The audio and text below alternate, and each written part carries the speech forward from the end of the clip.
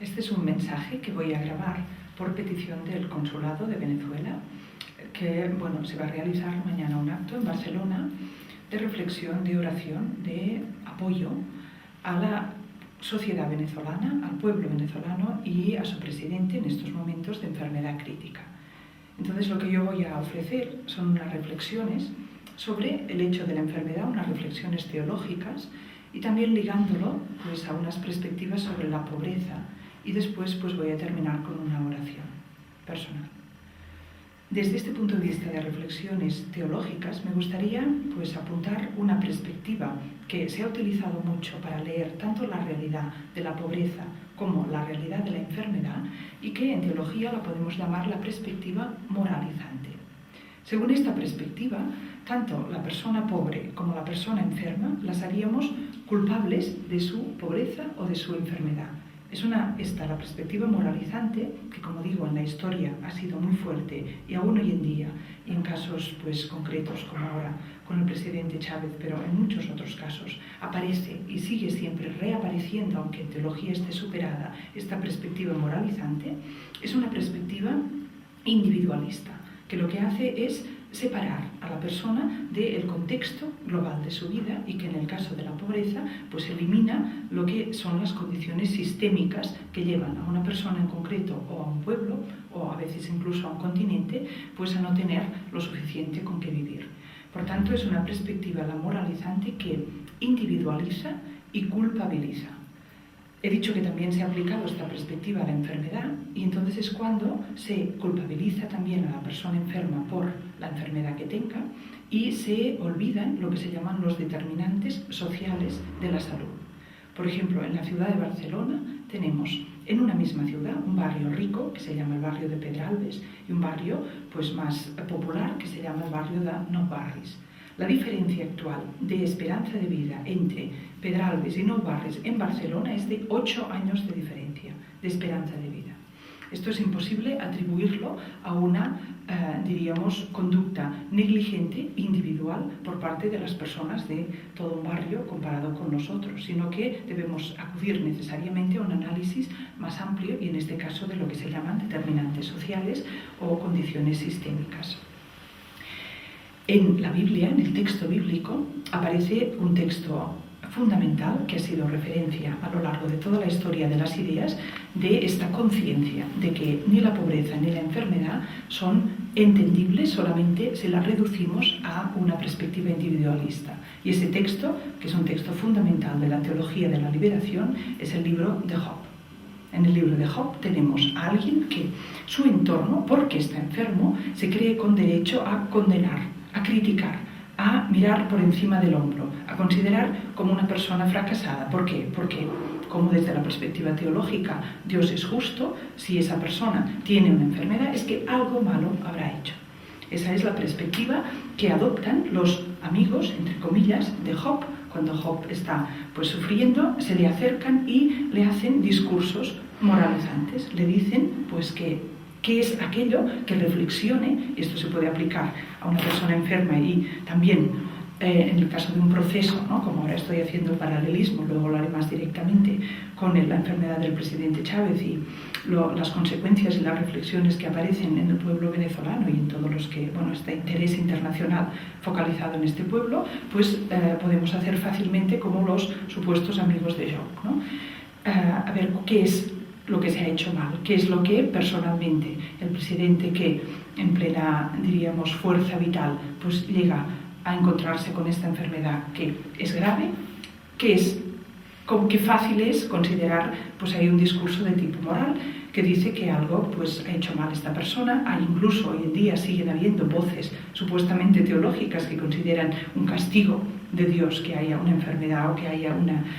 interrupción de la vida cuando esa vida aún es joven, aún está en su plenitud, y por tanto debemos tener conciencia de que esto ha existido en la historia y sobre todo que desde la perspectiva bíblica esto está desautorizado con este libro de Job, que nos invita a ir muchísimo más al fondo de la realidad, como digo, tanto de la pobreza, porque en ambos casos se realiza este discurso moralizante, Además es un discurso típico de la sociedad capitalista por lo que se refiere a la pobreza. Eso es esa responsabilidad individual para ganarte tú la vida, para salir de la miseria, como, insisto, si eso fuera independiente del sistema económico en el que te mueves o independiente de los condicionantes sociales de este sistema. Al lado de este primer discurso teológico moralizante, tenemos un segundo discurso que es el discurso espiritualizante o espiritualizador. Ese es un discurso distinto, pero que también encuentra, como veremos enseguida, unos límites muy claros. Según este discurso, la vida que importa, y se aplica este discurso espiritualizante tanto a la pobreza como a la enfermedad, la vida que importa es la vida interior.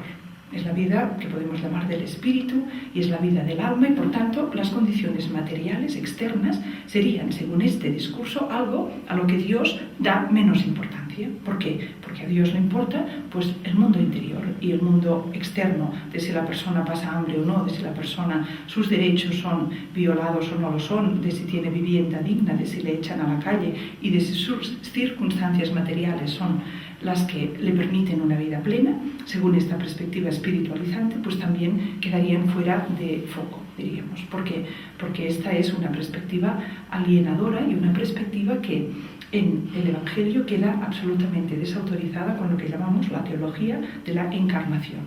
Es ese punto inaudito de la tradición cristiana que nos habla no solamente de que a Dios, igual como en todo el Antiguo Testamento y toda la tradición judía, a Dios le importan las condiciones materiales, y en la Biblia nos habla de una tierra que abunda en leche y en miel, una tierra donde corren esos ríos de leche y miel. Es una metáfora bíblica para decirnos cómo le importa a Dios las condiciones materiales y cómo es falsa esta perspectiva teológica que separa lo material de lo espiritual, que separa lo corporal de lo incorpóreo o de lo interior o de lo psíquico. Eso es una unidad y esa unidad nos hace también tomar muy en serio cuando hay un caso de enfermedad, cuando hay un caso de pobreza, cuando hay un impedimento material para que la vida se realice. Ahí está Dios involucrado con esa realidad. Antes he hecho mención del libro de Job. Me gustaría ahora citar también el capítulo 9 del Evangelio de Juan, donde encuentra Jesús y sus discípulos a un ciego de nacimiento. Y sus discípulos le preguntan: este hombre es ciego de nacimiento, ¿de quién es la culpa? Esto demuestra que ya en la época de Jesús, y como hemos visto antes, esta perspectiva moralizante, ahora he vuelto un momento a esa primera aproximación, estaba presente. ¿De quién es la culpa? Porque si está ciego este hombre, alguien tendrá la culpa. Y evidentemente la respuesta de Jesús es: la culpa no es ni de esta persona ni de sus padres. Sobre todo, como he dicho, de esa culpabilización individual nos alejamos de esto. Vuelvo ahora a esta segunda perspectiva espiritualista para enfatizar la importancia de lo material, la importancia del cuerpo y, por tanto, la consistencia de la oración cristiana cuando pide la curación, cuando se preocupa por eso. Y lo erróneo que sería dentro del cristianismo pensar que, que la vida biológica, la vida material de las personas es algo indiferente o indistinto y que en realidad nos preocupamos por algo distinto que sería lo que a Dios le importa y que tendría que ver solamente con lo interior. No, desde el punto de vista cristiano, materialidad y espiritualidad son indisociables. Incluso Dios, el Dios cristiano, tiene un cuerpo. Y por eso ese cuerpo debe ser tratado con dignidad y ese cuerpo debe ser valorado y cuidado y debe velarse por ese cuerpo, tanto si es el individual como podríamos llamar el cuerpo colectivo. Eso es la manera, nada más ni nada menos que la manera concreta como se puede observar o constatar la verdad del compromiso cristiano. No, como dice el Evangelio, cuando decimos Señor, Señor, sino cuando eso se concreta en las condiciones materiales que se mejoran para la población o para una persona concreta. Entonces, si tenemos una perspectiva teológica que hemos llamado moralizante y que hemos visto que el texto bíblico desautoriza, y una perspectiva espiritualizante, dicotómica, que separa y también se desautoriza, ¿cuál podría ser una perspectiva teológica que nos ayude a leer en clave evangélica tanto la realidad de la pobreza como la realidad de la enfermedad y que quizá nos pueda ayudar también a situarnos ante este caso concreto de enfermedad que motiva estas reflexiones? La perspectiva teológica propiamente evangélica le podemos llamar perspectiva pascual. Y esa perspectiva nos pide que articulemos la realidad de la vida humana a 3 niveles. Y esos 3 niveles, que eso se corresponden a palabras griegas que utiliza el Nuevo Testamento, sería un primer nivel, la vida a nivel biológico, en griego se llama bios. El segundo nivel sería la vida a nivel psíquico, que se llama psique en griego. Esas son las palabras que aparecen en el Nuevo Testamento para hablar de la vida. Y luego ese otro nivel de vida que le podríamos llamar la vida plena, la vida en plenitud, la vida según el corazón de Dios. Y a ese nivel el Nuevo Testamento utiliza la palabra griega zoe, que luego es la misma que, por ejemplo, nos da zoología, ¿no? Que también es ciencia de la vida, y biología también es ciencia de la vida. Todo viene de esas palabras griegas que en el Evangelio se utilizan de una forma muy concreta. Bios, vida biológica; psique, la vida individual o psíquica; y zoe se correspondería a lo que es la vida según el corazón de Dios. Esa vida según el corazón de Dios es la vida que aparece cuando la dimensión material de nuestra vida y la dimensión psíquica, que es la de la libertad personal e irreductible de cada persona, esas se ponen y se dinamizan al servicio del bien común. Está claro cuando la cita evangélica nos dice: no hay nadie que tenga un amor más grande como el que da la vida por sus amigos. Y esos amigos serían en el Evangelio la opción preferencial por los pobres, que nos enseña la teología de la liberación, sobre todo con quienes se identifica Jesús, con las personas que más sufren. En el juicio final tenemos esa expresión fundamental de dar comida al hambriento, de beber al sediento, de ir a visitar al que está en prisión. Esto, por tanto, no es una novedad de la teología de la liberación, está en el texto original, la identificación de Dios con el que más sufre. Y en esa dinámica del dar la vida, entonces, se nos abre la perspectiva teológica para hablar tanto de la pobreza como de la enfermedad, porque ahí aparece la posibilidad de entender la enfermedad como una consecuencia de una opción clara y real por el bien común, de una opción clara y real por la pobreza y por las personas, es decir, por la pobreza en el sentido de ayudar a que esa pobreza desaparezca, para ayudar a que tantas personas enfermas como en Venezuela, por ejemplo, gracias a las misiones Barrio Adentro, han podido recuperar la visión, han podido mejorar sus condiciones. Y esto me gustaría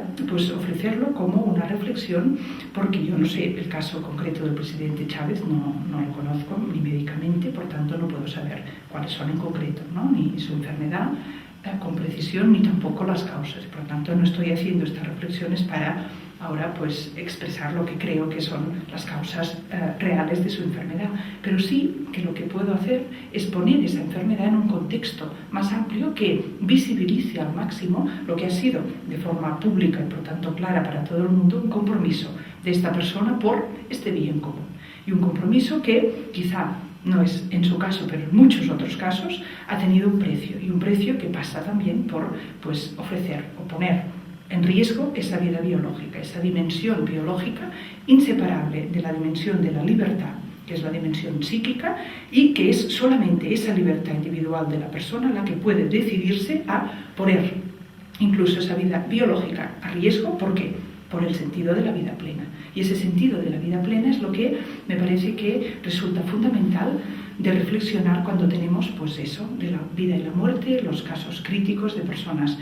tanto sean parientes o personas cercanas o personas políticamente significativas, como es el caso del presidente Chávez. Esa reflexión, esa mirada que evite la lectura moralizante, que evite, por supuesto, la lectura dicotomizante o espiritualizante, y que ponga en primer plano lo que para esa persona puede haber representado dinamizar su vida, dar sentido a su vida a través de esa donación libre, siempre desde la libertad radical que nadie puede imponer a otro. Y eso yo creo que, como he dicho al presidente Chávez, personalmente no le conozco, pero sí he podido conocer en Venezuela muchas personas a las cuales su proyecto político ha inspirado precisamente a vivir así. Por eso me ha parecido relevante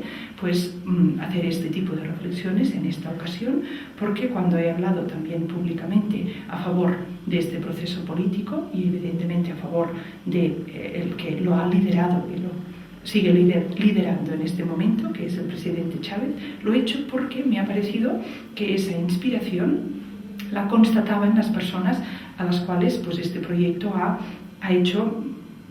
comprometerse y ha hecho pues que orienten su vida y quieran animar a otros a orientarla hacia esa posibilidad de que la vida sea vivida no solamente en los límites de lo individual, sino más allá de esos límites de lo individual y desde la libertad individual respetada al máximo, se ponga en servicio y se ponga a dinamizarse hacia el exterior.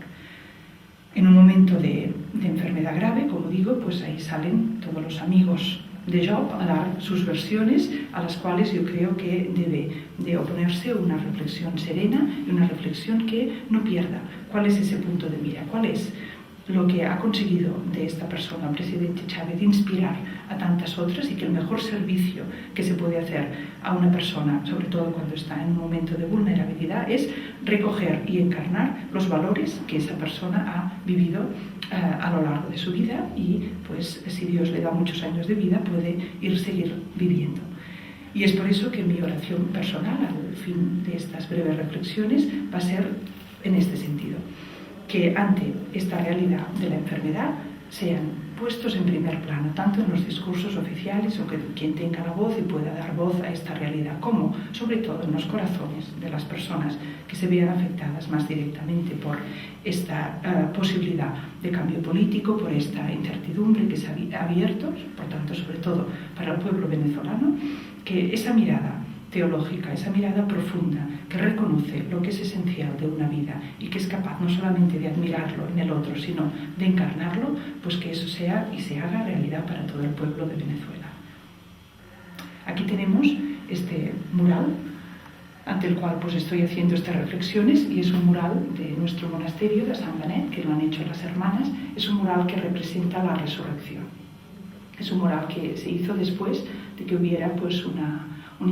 incendio en la montaña que dejó una devastación. Tenemos otro mural que representa esta parte más de devastación, y esta pues está llena de colores cálidos, está llena de rojos y de amarillos y de naranjas, y por tanto lo que representa es visualmente, bueno, pues qué es eso que nos inspira o que nos debería inspirar en la vida, que no es nunca un mensaje negativo, sino que es siempre lo que llamamos una visión, y esa visión que aquí está como plásticamente es lo que hemos llamado con esa palabra del Nuevo Testamento, Zoe, esa vida plena. Esa vida es así, que no muere, porque es la vida